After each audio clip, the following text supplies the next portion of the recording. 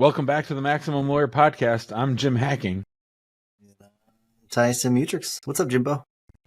Well, this is take two. We had a little bit of a fiasco earlier trying to use Riverside, which usually is very, very stable, but I'm glad that we were able to reconnect and get this thing going.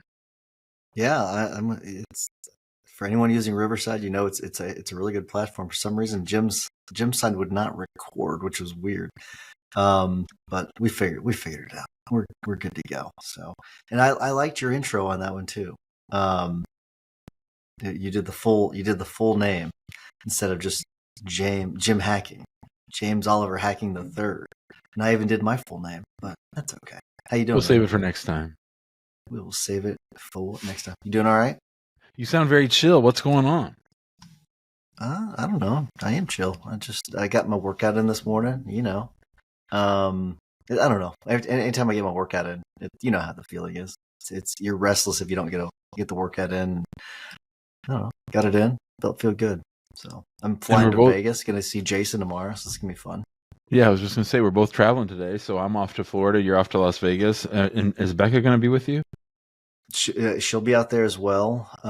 She's already out there now. I think. Well, I guess it's 8:30 that time. I don't know what time she arrives, but she's scouting places for the Guild Mastermind when we go to Vegas. So she's nice. Oh, good. So she made the most of it. Yeah, absolutely. It's gonna be pretty cool. So we're both gonna go to Jason Selk's event, which is gonna be a lot of fun. I think be a lot of fun. You were gonna go, but you're doing other things. So I already had this trip planned when he announced the dates. That was the big problem, and we'd already rented a house on the beach. So I'm not that disappointed. No, not. I get it. But you had an idea for a topic today, and so go ahead and introduce it. I think it's an interesting question. I'm actually pretty excited about it, and it struck me because, like so many members of Maximum Lawyer, I'm reading Buy Back Your Time, and it's really a terrific book. And it's not going to be my hack of the week, but it is a terrific book. And in there's a concept. He says something that you say often, and it's so funny. Sometimes you need to hear things several different times before it really sinks in. But many times when you and I start a hot seat, and people complain / allege / claim that they can't hire anybody, your go-to request and focus is usually on how they are running their payments to themselves. In other words, are they starving their law firms from the cash that they need in order to grow? And so hearing that from someone other than you for a different time, it just stuck with me, and I thought it'd be a good topic for us to cover because you are very strong on this topic. Yeah. So what's the first question I always ask, or I usually ask? What's that first question I always ask? How do you pay yourself? Yeah. So do you pay yourself a salary? Because and I've been thinking about this since you told me the topic, and I was like, where does this come from? And I don't think it's as simple as, we're not taught this in law school. I think it comes from early on when you start your law firm, and the mistake that I think a lot of people make is they just say, okay, case comes in, I'll pay myself a portion of that case. Case comes in, I'll pay myself a portion of that case. And as you start to scale, or you try to scale, you realize how unsustainable that absolutely is, because early on it's a couple of cases at a time, right? But then ultimately it becomes quite a few cases, and if you took a portion of every single case, personally you're going to make a bunch of money, but you're going to strangle your firm, and you'll never, all those cases will come in, you'll never get those cases done because you don't have enough people to work on the cases. And then you're going to have unhappy clients. It's going to snowball. You're going to get into that gridlock that we talked about. And it all stems from the way you were handling money from the beginning. And if you could tweak that and just a little bit by giving yourself a salary, that thing, I think that one thing alone could solve at least half the problems. Well, I'm going to go a little bit further than that. And I think that people do oftentimes view their law firms as a cash machine, and that they can just sort of shake some money out of it when they feel like it or when they need it. I don't know that they and this is something that I certainly have struggled with, is the discipline to, the reason I think you're saying that you should pay a salary is that it's sort of set, you sort of live within your means. And when you think that you've got all this money coming in, it just becomes really easy to spend. And so I think that's one piece of it. And I was thinking about it, so much of what we talk about when it comes to owning a law firm is a blessing and a curse, a strength and a weakness. Is, if you've been working for someone and being paid a salary for a long time, then you have to live within the money that you make, right? So the blessing and the curse is that when you are then your own boss, you get to decide how much you get paid. You get to decide when you get paid. And it's much more fluid, and there's not anyone really telling you no, right? And so one question I've been asking a lot of people lately is, who tells you no? But I think it feeds right into this, because when we don't have a check or balance, and we don't have scrutiny, and we don't have boundaries, that people can get in trouble, especially when it comes to quarterly taxes. So, and then it becomes this vicious cycle where you're just sort of robbing Peter to pay Paul and moving money around, and you don't have the right amount of money in accounts. You're not setting aside money for taxes or things like that. So this can get really, really sticky. Yeah, and we haven't even yet touched on, like profit first or anything like that. I mean, I do think if we start with the basics, like the money management stuff, I think it'll be really helpful. You touched on something that is really, really important. It's that, especially when it comes to small firms and solos, it's the connection, such a tight connection between your personal income and the firm income. And you've really got to take care of the home front and make sure that everything is solid there. Because if you don't, you are going to be robbing Peter to pay Paul, because you're going to be robbing it from the firm. So you're going to be taking too much out of it, which is really going to be that stranglehold. But so I think that that's a really important point, that if things are not okay at home, it's going to have an effect on your firm, because you're going to to support your livelihood. You're going to have to suck more money out of the firm, which then means you're not going to be able to pay people to help you scale the firm, which means you're going to ultimately you're going to plateau. You're not going to keep growing, because it's impossible for you to grow at that point, because you don't have enough cash to support it. Yeah, and in my mind, I'm picturing the end of Star Wars: A New Hope, when Luke knew he had to drop that bomb down the hole, and I say that because I want people to hold steady on taking out that money early, because you might think to yourself, oh, I've arrived. I can now take out the money. I can now spend the money like I want. But if you can hold off and use that money to leverage yourself and to, as the author says, buy yourself more time, or buy employees to do more work, you're actually going to make more money the longer you wait to take the money out of your firm, if that makes sense. Yeah, if you're going to be aggressive with the money, which I'm okay with, if you want to be aggressive with the money, because the returns, you can get massive returns if you're aggressive. Be aggressive by investing in the firm, as opposed to investing in yourself personally. So consider lowering your salary, taking draws based upon performance. So quarterly draws based upon performance, based upon certain percentages that you have in place. Stick to those percentages. And then if you do that, and you can take that money that you're leaving in the firm, you can use it to hire or buy equipment if you need equipment, because that is something that you're going to have to do is buy computers and all that, but and pay for software. But then also be aggressive with hiring. If you came to me and you say, hey, I'm sort of a cash crunch because I hired too aggressively. Okay, it's a fairly easy. It's a fairly easy fix.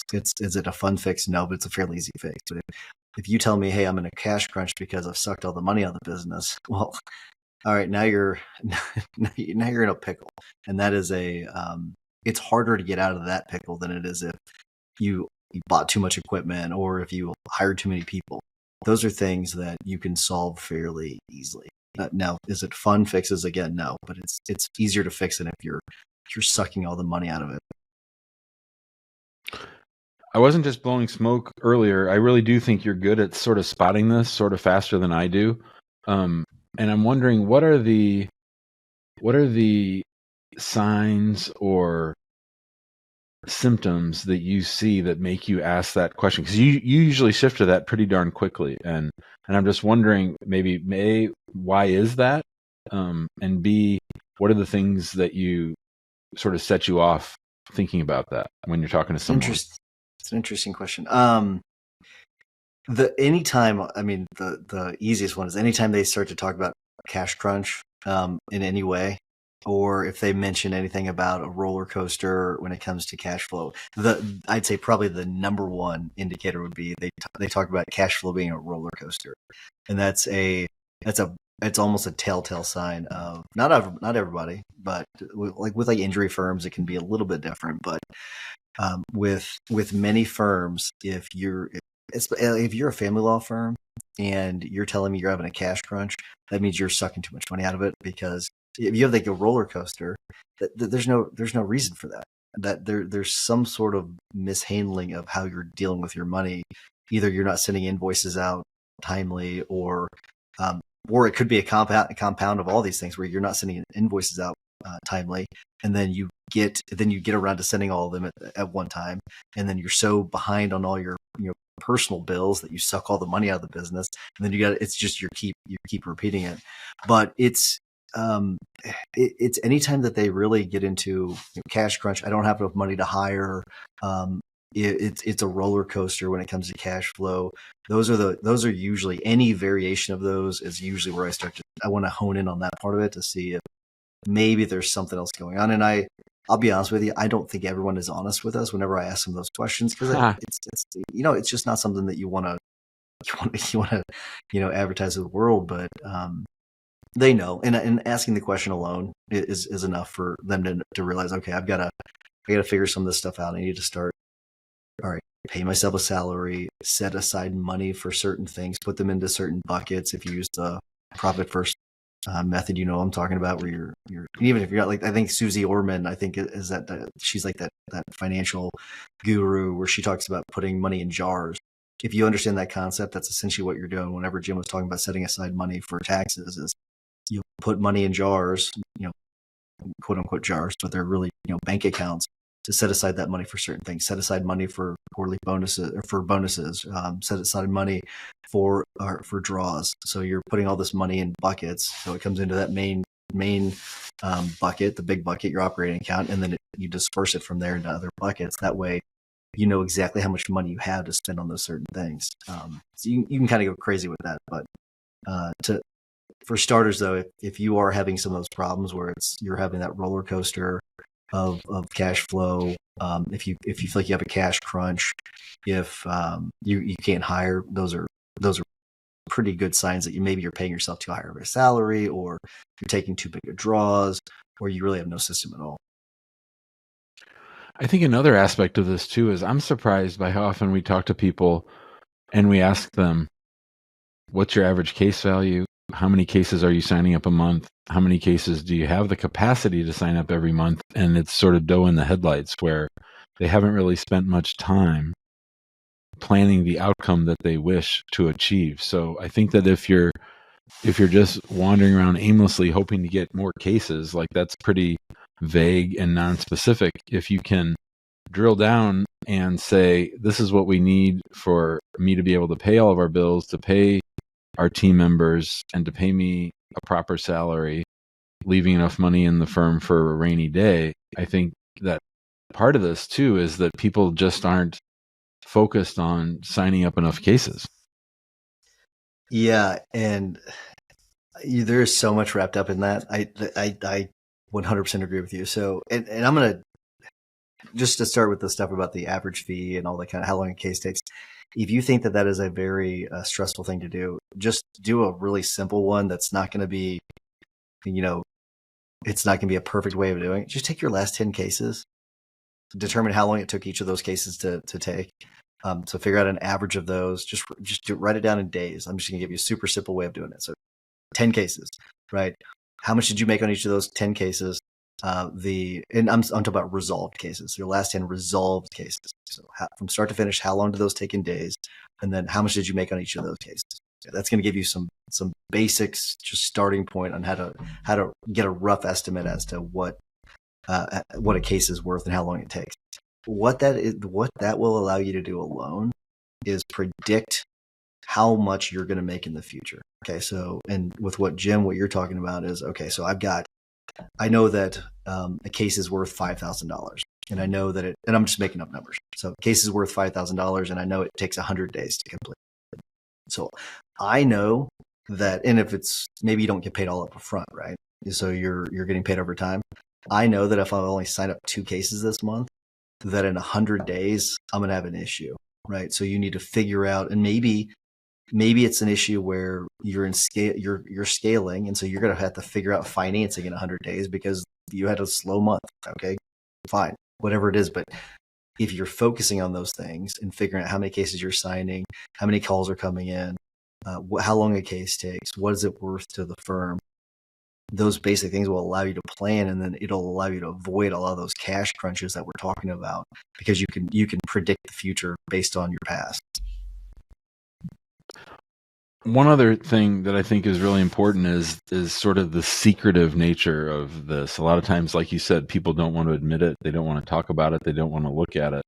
And so I think that some people sort of suffer this in real silence, especially if they're trying to put on a brave face for a team that they have, So there's no shame in any of this. It's all about trying to get better. But I think that too often people do this all on their own, and they keep thinking that right around the bend something's going to get better instead of being more deliberate about it. Yeah, and I think you have more of a insight as to like the human mind than I do because of just what you've gone through, and you've done a lot of soul searching and digging on this. Like, what is it? Is it ego? Is it something else? Is it shame? Is it fear? Um, what do you think? I think it can be all those things. I think number one, it's probably oftentimes a habit. Just bad habits develop. You start that. When you start that firm for the first year and a half, you sort of have to live like that. You sort of have to live in that era of, oh boy, we got a new case in, now I can pay some bills, right? So that's just by definition. But you have to sort of mature your way out of there. You have to sort of grow out of there. And as always, you got to be beginning with the end in mind. And so if you allow yourself to continue those habits after you have more responsibility on the financial side, more obligations, more people relying on you, that can really, really be dangerous. And I think that's exactly what we're talking about. It's that they haven't grown past that stage of just shaking the cushions and seeing what change falls out. Yeah, I can't remember how Alex Hormozy puts it. I saw him talking about this the other day, and he talks about it quite a bit. Is where if you don't learn the lesson, um, and if you keep doing the same thing over and over again, and you don't learn the lesson, you are going to lose. Ultimately, you're going to lose to the people that are able to learn those lessons and move on from them. So hopefully, you can take some of these things that you're learning today, and you can say, okay, I'm going to learn from my past. I'm gonna reach out to someone. I'm going to figure this out. Whether it's you get a bookkeeper, an accountant, whatever it may be, someone to help you, sort out some of this stuff. I think that's gonna it's gonna allow you to grow in ways that you probably can't even see yet. Well, that was going to be my hack of the week, to find one person to be honest about your finances with. It doesn't have to be your spouse. Probably should be your spouse, but it doesn't have to be your spouse. It might be your therapist, might be an accountant, might be a bookkeeper, but don't rely on your own misguided or twisted thinking when it comes to money, when it comes to balancing the books and structuring things properly, because it can really mess up everything, and it can really serve as a threat to you and to your firm. Yeah, I mean it's hard to hide it from your accountant.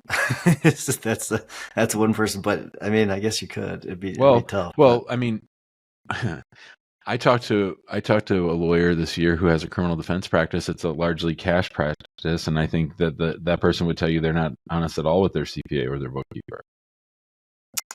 I don't know how you're able to do that, but I guess yeah, that's well, I guess if it's cash business and you're not Right.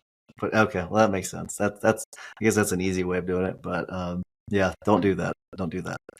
All right, Jimbo. Anything else? I'll give you final words on this. Anything else you want to add? Well, I think that we beat ourselves up a lot over different things, and I think it's easy to be hard on ourselves. But this is something, I've heard so many lawyers say, I went to law school, so I didn't have to learn math, and that's something I used to say, or I don't like to look at my numbers.